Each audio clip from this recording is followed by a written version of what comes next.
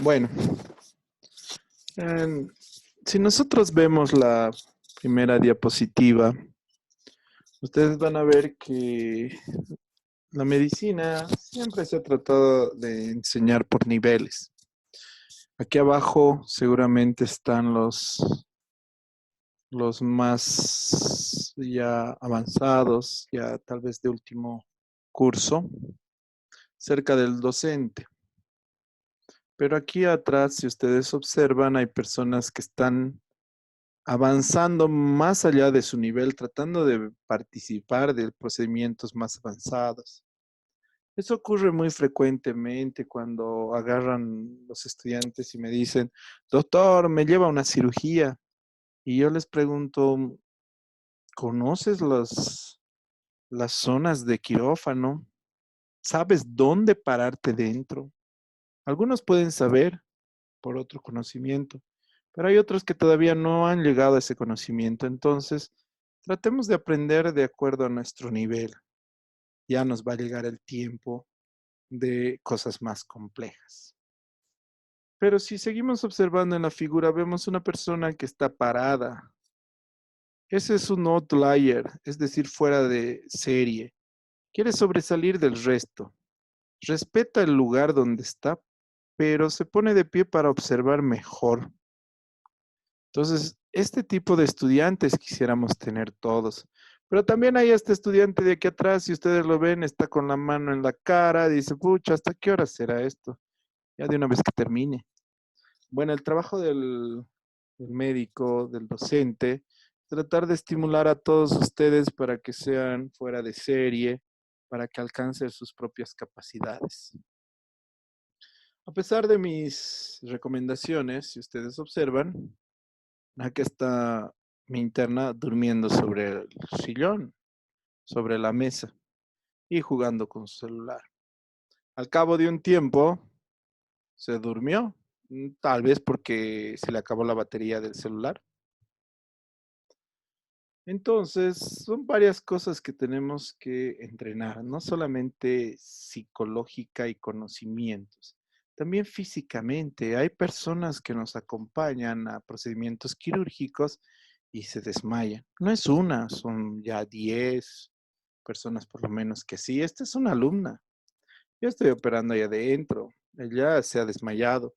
Porque obviamente el cuerpo, el cerebro humano es igual que el cerebro de cualquier animal.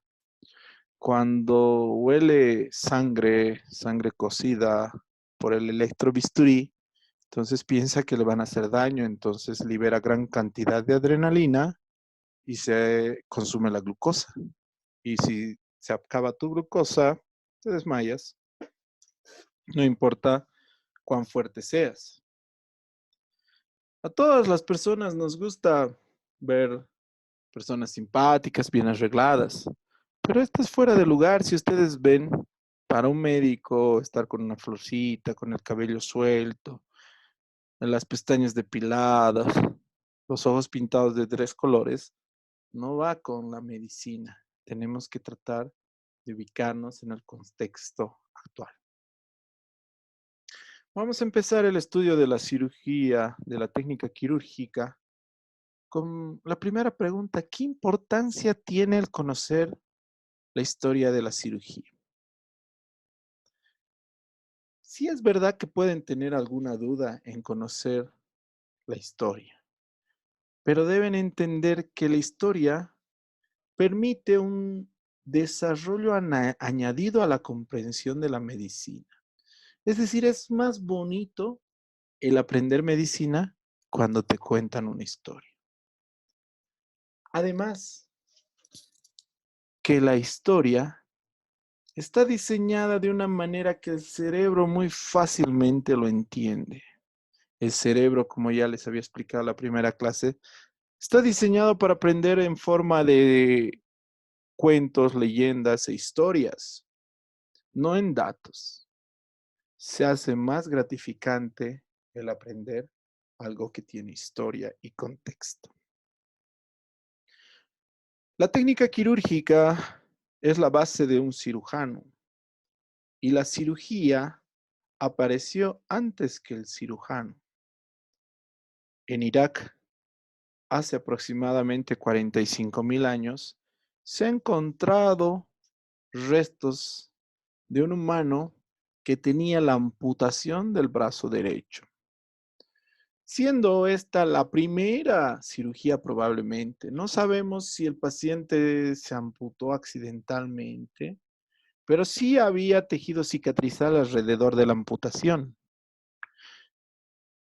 Obviamente debieron usar materiales muy arcaicos de piedra, madera y hueso para reparar, pero lo que hay que resaltar es que el paciente sobrevivió a una amputación. Es decir, habla de un conocimiento superior. Este conocimiento, en primera instancia, fue transmitido en la prehistoria lo máximo por dibujos, por una comparación con el comportamiento animal. Si el animal se lamía la herida para que esté limpia y de esa manera mejore, el ser humano igual lo hacía. Tal vez no lo lamía, pero lo lavaba la herida y se veía menos grado de infección. Entonces ahí apareció primeros procedimientos. En la edad antigua se hacía trepanaciones de cráneo en diferentes lugares, más o menos unos 6.000 años antes de Cristo. Se hacía en el norte de América, en Sudamérica, en varias culturas. ¿Por qué se sabía que tenía algún tipo de propósito o si sobrevivía el paciente? Sobrevivían porque alrededor de la herida de la trepanación se veía calcificación callosa y por lo tanto el paciente sobrevivía. Probablemente aprendieron esto cuando alguien se caía y se golpeaba la cabeza y había un poco de fractura de cráneo, una fractura de cráneo, entonces el edema cerebral hacía que se expanda sin causar daño cerebral y el paciente mejoraba. Entonces asociaron que el abrir el cráneo mejoraba a los pacientes. Obviamente después lo atribuyeron a magia y trataban de sacar espíritus malignos a través de eso, pero ya era otro tipo de análisis. Lo importante es ver que llegaban a poder hacer trepanaciones de cráneo en 6.000 años antes de Cristo y los pacientes sobrevivían.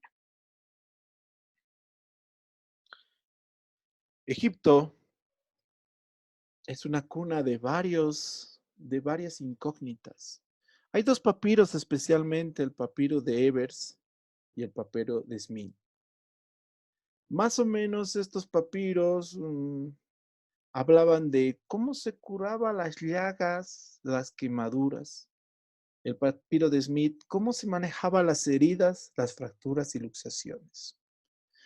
Es decir, durante siglos, Egipto conocía el manejo de fracturas y luxaciones. Estamos hablando de 2.000, 3.000 años antes de Cristo. En Grecia, Herófilo y Erasístrato eran importantes anatomistas. Pero tal vez su mejor exponente en el año 460 al 356 a.C. de Roma fue Hipócrates. Hipócrates se dice que es el padre de la medicina. Se dice que él habla de una medicina moderna, pero la verdad que no es así.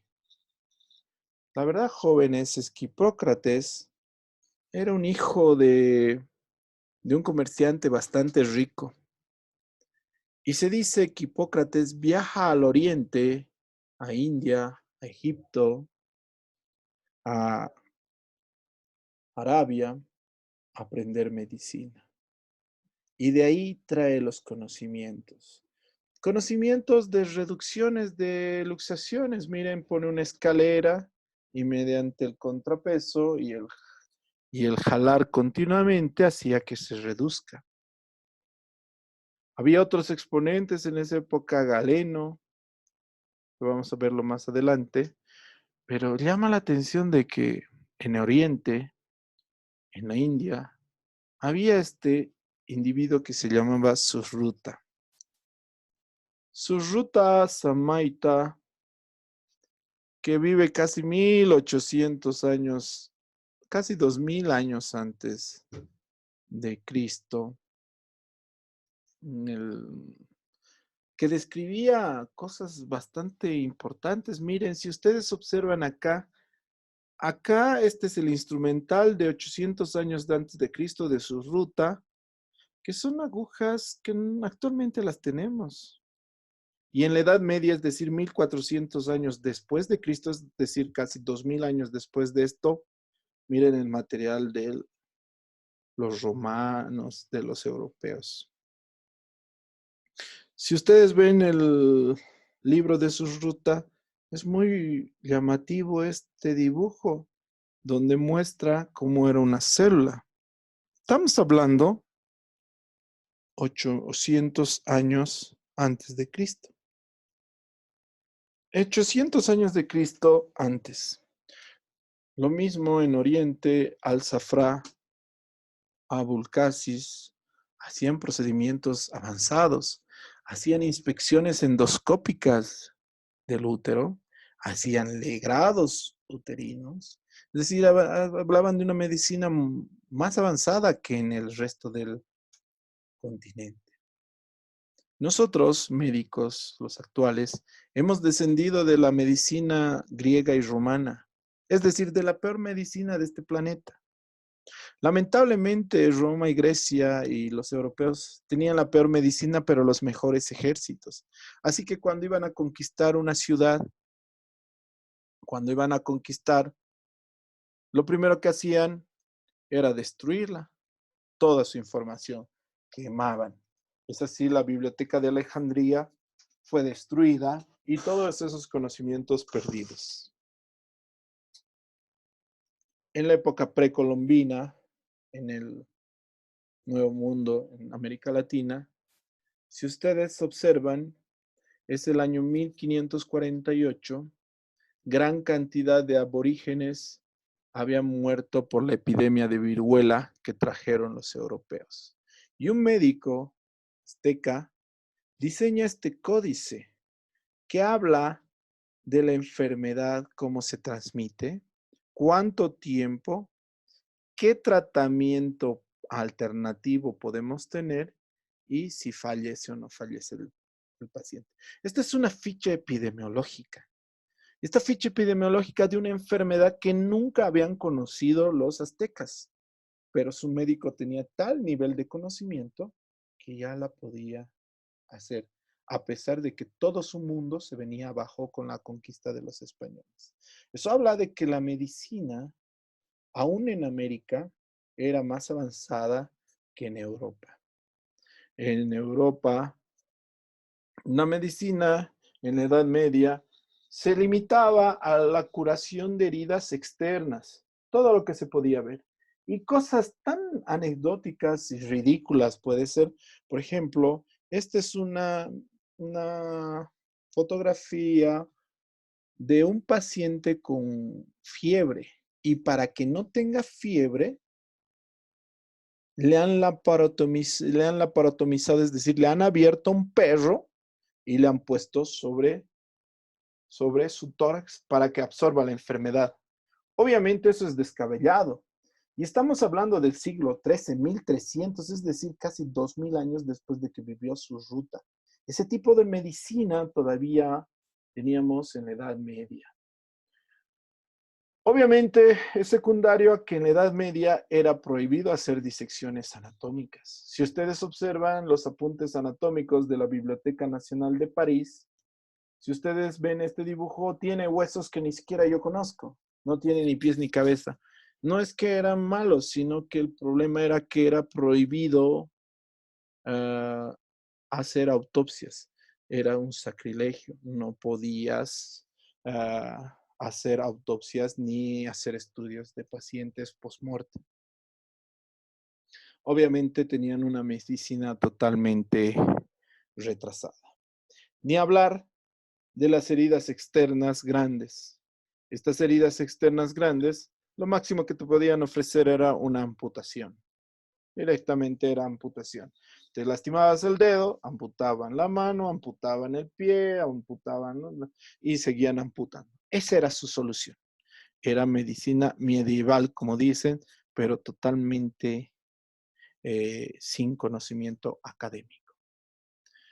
Es verdad que el avance tecnológico de las lesiones tan graves como la que hemos visto recién se ha inventado hace 20 años con estos fijadores externos, pero eso no indica que durante más de 1000 años los que practicaban medicina y cirugía eran los barberos, como los peluqueros. Ellos eran los encargados de hacer la medicina en Europa.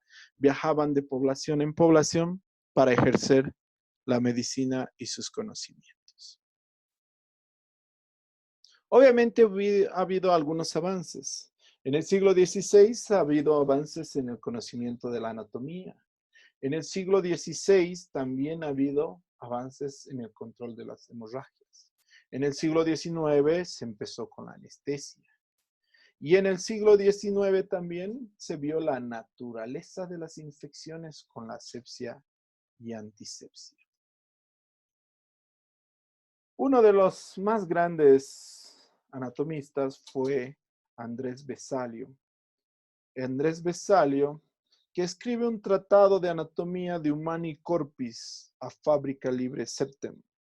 Este Andrés Vesalio, que vive entre 1514 a 1564, es uno de los exponentes más importantes de Francia en lo que es el conocimiento de la anatomía.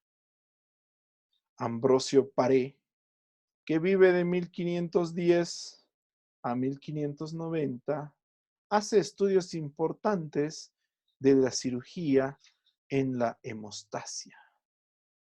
Y dice que durante una amputación es mejor hacer la ligadura de vaso por vaso, es decir, de arteria y vena sangrante, que hacerlo todo en masa como se acostumbraba, porque había menos lesión de la zona amputada.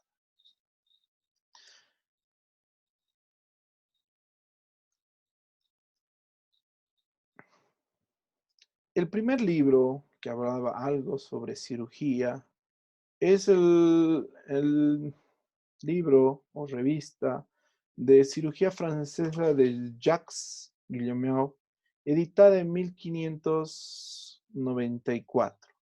Esta edición nos hablaba de las quemaduras de los pacientes que trabajaban en las minas de carbón. Entonces, son muchos años que el médico y el cirujano tardó en iniciar nuevamente una literatura adecuada. Morstan en el siglo XIX inventa la anestesia. Un muy buen invento. Pero Morstan, al utilizar éter, se dio cuenta de un efecto secundario. Todas las personas que eran administradas de anestesia despertaban felices, sonrientes. Y ahí de nuevo se tergiversa el conocimiento. Agarran y lo ponen a Morstan a administrar anestesia a la mujer y a su suegra para que el hombre esté tranquilo. Así la mujer y la suegra pues, quedaban felices. Obviamente era más redituable el hacer este tipo de tratamiento para Morstan, pero obviamente era muy alejado al conocimiento académico. Por suerte, desde el siglo XIX aparecen monstruos de la cirugía, es decir, personas como Bowman, von Bregmann, Kocher, Broca, Billroth, un genio en cirugía digestiva. Lister ha planteado, ha acuñado la palabra asepsia y antisepsia. Desde Lister, la medicina y en más específico la cirugía ha cambiado porque ya reconocemos que existen patógenos que pueden contaminar durante los diferentes actos quirúrgicos. Una vez introduciendo la técnica quirúrgica, digo, la historia de la cirugía, debemos abocarnos a nuestro tema. ¿Cómo definimos técnica quirúrgica? La técnica quirúrgica es la ejecución reglada y sincrónica de maniobras operatorias eficientes.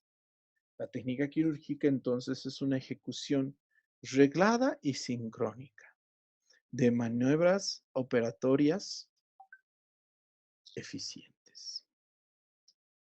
Dentro de la técnica quirúrgica existe una técnica quirúrgica general y una técnica quirúrgica especial.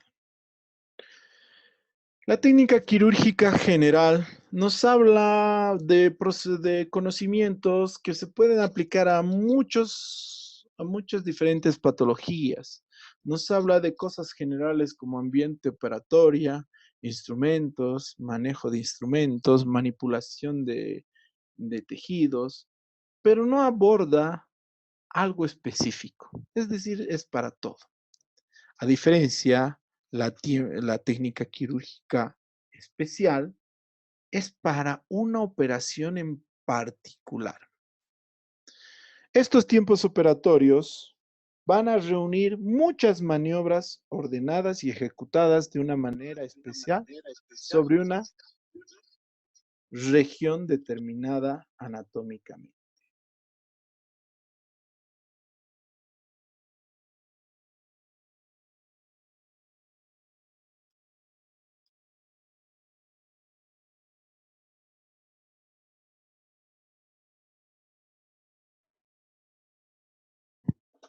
¿Cómo definimos la operación?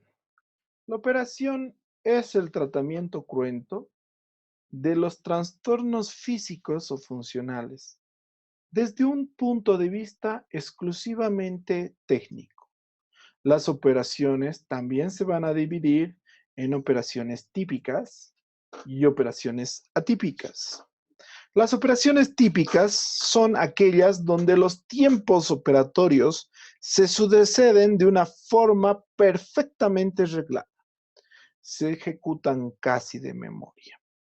Mientras las operaciones atípicas son los tiempos operatorios variables.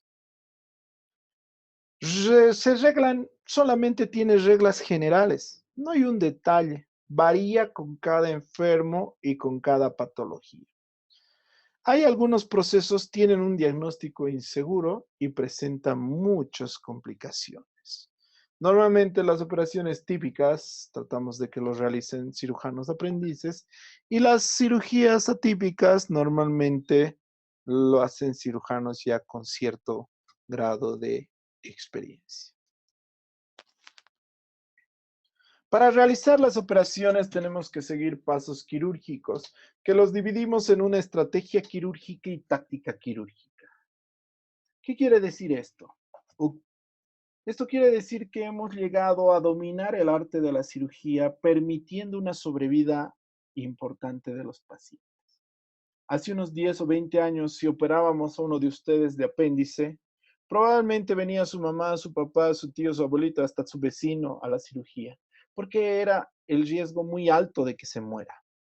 Actualmente, si yo le opero a uno de ustedes de apéndice, la única persona que tal vez venga es su mamá. Incluso el papá va a agarrar el teléfono y te va a decir, hijo, te llamo cuando despiertes de la anestesia.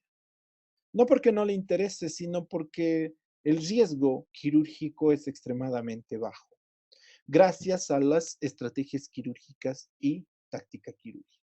¿En qué consiste la estrategia quirúrgica? Consiste en planear el preoperatorio, es decir, desde antes de la cirugía, planear la operación y planear el posoperatorio. Es decir, todo hemos revisado desde antes, durante y pos. Esto hace disminuir la cantidad de complicaciones. Y la táctica quirúrgica es el plan que el cirujano ha trazado en su mente antes de la operación. Es decir, si yo pienso en un apéndice en uno de ustedes, voy a agarrar y decir, voy a realizar una incisión de McBurney. Si me encuentro con el músculo, lo voy a abrir de esta manera. Si digamos no puedo entrar a la aponeurosis o hay una vejiga, hago esto. Es decir, voy planeando tácticamente en mi cabeza qué es lo que voy a hacer.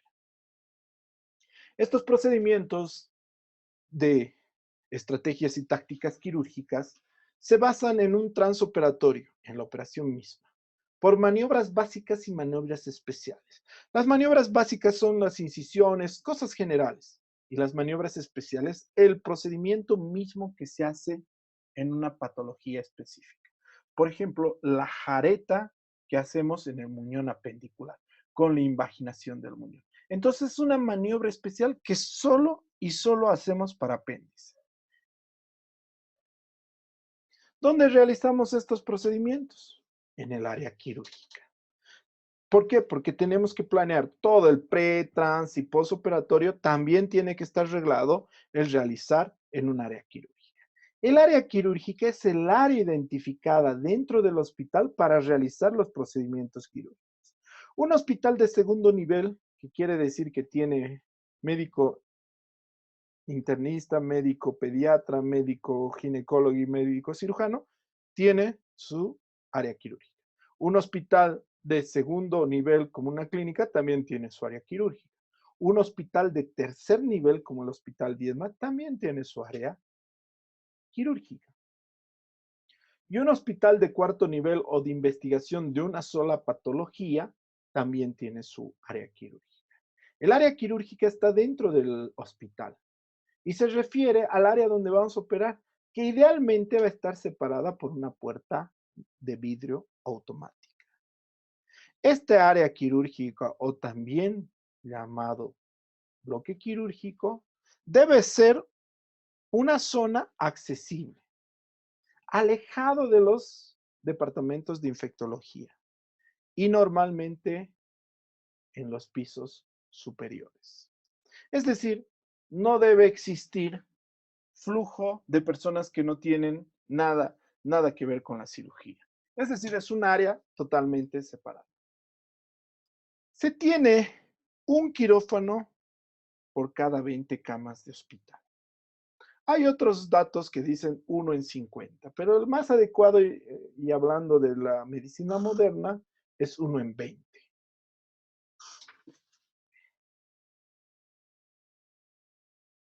Para entrar al área quirúrgica, debemos ver, jóvenes,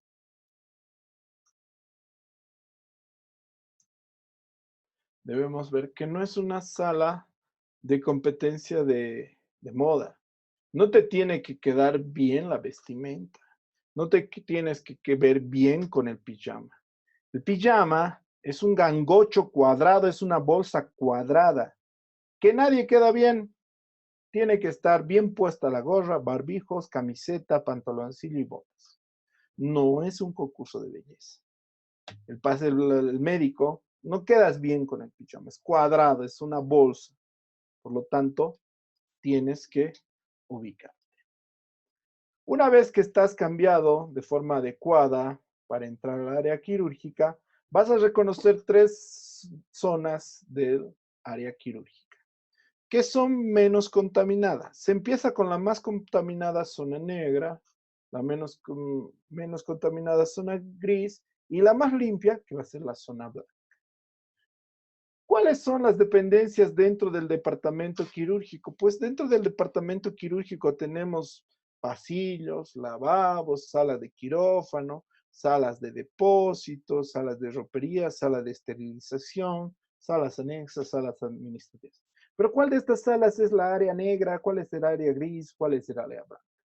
Aquí vemos un diseño de lo más simple de un área de quirófano. Este es un departamento, un área quirúrgica. Vemos acá que tenemos el quirófano, la sala de esterilización, lavabos, vestuario, el postoperatorio, el ingreso. ¿Cuál es el área negra? El área negra es el vestuario.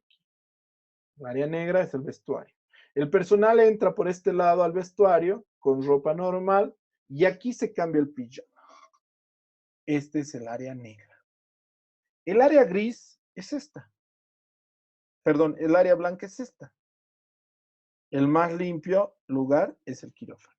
El resto de las áreas, incluyendo lavabos, pasillos, postoperatorio de esterilización, se conocen como área. Entonces tenemos área negra, el vestuario, área blanca, el quirófano, Y área gris, los pasillos, postoperatorio y esterilización. ¿Alguna pregunta, jóvenes? ¿Una pregunta? Hola. Muy claro todo, doctor, muy claro. Muy claro. Sigamos. El área de negra es el vestuario. Si ustedes ven aquí, vemos un vestuario con su baño. Aquí vemos otro vestuario. Este es de una clínica. Normalmente estas son el áreas negras. El área gris habla de los pasillos, sala de esterilización, posoperatoria. Y el área gris va a depender del tamaño de la institución. Si el quirófano es muy grande, tiene hasta terapia intensiva, tiene sala de hemoderivados o histopatología. Pero eso es en salas muy complejas, en hospitales muy complejas. El área gris tenemos la sala de esterilización y de almacenaje. También tenemos los pasillos. El área blanca es el quirófano. Este es el quirófano. Si ustedes observan aquí el quirófano, también pueden observar en sus libros, van a ver, aquí están, todos están moviéndose, todos están haciendo su trabajo. Aquí está el anestesiólogo, ayudante, el técnico biomédico, la enfermera, y a este otro lado va a estar la instrumentadora. Si yo entro a intentar ver la cirugía y colaborar, ¿dónde debo pararme? Jóvenes, si ustedes intentan ir por acá, lo más probable es que se choquen con varios cables y me desconecten las máquinas. Y además que en esta zona va a estar la instrumentadora cambiándose, la pueden contaminar. Entonces, el mejor lugar es ir por acá atrás y pararse acá, ahí, donde están desechos comunes, ahí. ¿Para qué? En este lado de la pared no hay nada y nadie va a ir a chocarles. De ahí pueden ver. Mientras se prepara el equipo quirúrgico, ahí se paran y nadie va a chocarles y no van a interrumpir. Entonces ustedes ya saben cómo llegar a ese flujo. El quirófano es la zona más limpia, es la zona aséptica. Puede ser muy simple tener una mesa de Kerbine y una lámpara cialítica. Puede ser más compleja y tener una mesa y una máquina de anestesia. Puede ser más complejo y tener mesa, máquina de anestesia, torre de laparoscopía, ecógrafo, o puede ser de muy avanzada. Es decir, no importa cuán avanzado o cuán simple sea, sigue siendo quirófano. El quirófano es el área más limpia. Hay algunas características de que tiene que tener el quirófano. Tiene que tener paredes lisas, tiene que tener por lo menos un tamaño, se recomienda entre 36 metros cuadrados por 3 metros de altura, es decir, casi 49 metros cuadrados. Tiene que ser de ángulos redondeados, piso liso. Tiene que presentar una temperatura de 25 a 27 grados. Es decir, no tiene que ser muy frío para el paciente. Y una humedad de 55%. ¿Por qué es importante la humedad? Porque mientras más húmedo esté el ambiente, es más difícil que se genere una chispa y entonces no va a haber fuego ni explosiones. Nosotros trabajamos con estructuras volátiles, como oxígeno y otras cosas, entonces no es bueno que haya riesgo de explosión. Hay otras mesas que se ponen en quirófano, como son las mesas accesorias. Ahí vemos dos mesas. Una es la mesa de Mayo y otra es la mesa en forma de riñón. Tenemos el equipo de anestesia, el electrocauterio, el equipo de aspiración, las vitrinas. Las vitrinas tienen que estar empotradas para que no se caigan en caso de terremoto. Dice que el médico así puede seguir operando, pero discúlpenme, si hay un terremoto es muy difícil que un médico siga operando, pero bueno, esa es la idea de que no interrumpa. Acá tenemos el carro azul, el carro que lleva los medicamentos de urgencia en caso de paros. Tenemos el negatoscopio, tenemos un desfibrilador, los pocillos para tanto la basura como para los órganos. Y lo que es más central es esta mesa que está al medio. La denominamos mesa de Kervain. Esta es la mesa de Kervain. La cirugía es una rama de la medicina que tiene por objeto de curar o reparar alteraciones biológicas por medio de una intervención quirúrgica. Participan en esta cirugía el cirujano, que es el responsable de amplios conocimientos académicos, fisiológicos, anatomías, el primer ayudante, que es un cirujano joven, tiene la capacidad de terminar el procedimiento si es que le pasa algo al cirujano. La instrumentadora, que está encargada de preparar la mesa, preparar el material quirúrgico, e interpretar las órdenes del cirujano. El anestesiólogo, que administra la anestesia. El ayudante del anestesiólogo y finalmente el circulante. Todos estos forman el equipo quirúrgico. ¿Dudas, jóvenes? Veré como tú. Hola. Comprende. ¿Alguna duda? Muy bueno, doctor, muy bueno. Bueno, vamos a irme. Esta parte es general, no hay mucho problema. El día jueves, ¿cuándo pasamos? El día jueves, ¿no? Sí, doctor. En horario de clases normal, ¿ya? En horario de clases, ¿listo? El día jueves quedamos en que les dé un pequeño trabajo sobre este tema para completar. No se salgan todavía para que pueda sacar una foto de la asistencia, ¿ya? Un ratito.